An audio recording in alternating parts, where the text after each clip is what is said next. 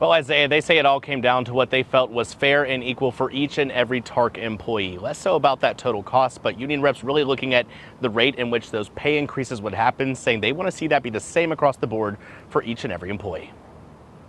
A nearly $50 million package for employees, $5 million more than last year, are what TARC officials are offering. But members of the Amalgamated Transportation Union's local chapter, like President Lillian Brent, says this isn't what it seems. That is not something that we can memorialize into our contract. Not now, not ever. So what is she specifically referring to? When it came to increases in pay, TARC officials split this up, offering 3% increases for tech maintenance and communications workers, 2.5% for drivers, and 1% for non-tech maintenance crew members. Brent says this is not what they want. We are one. We stand in solidarity. We are one union. Friday, 97% of union members who voted said no to the proposal from TARC. So what do they have in mind? Brent says they want to see everyone on equal playing fields, requesting a 6% pay increase in the first year for all workers and a 4% increase in years 2 and 3. If I worked in a certain department, I am shown less value if I was not getting the same amount as my fellow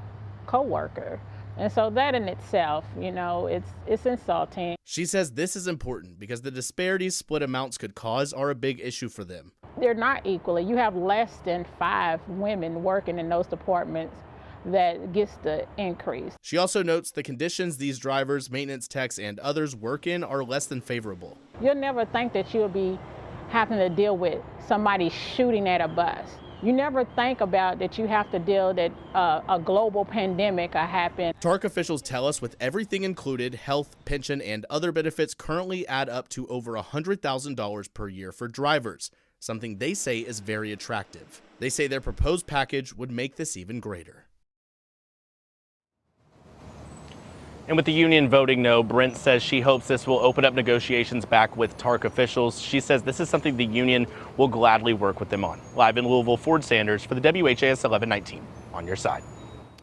Good update there, Ford. Thank you. TARC did respond to the vote tonight, saying in part they were disappointed in the rejection, saying, quote, "We understand that everyone would like to make more money, but as we have explained again and again, TARC must operate within its approved budget and simply cannot spend more than has been allocated."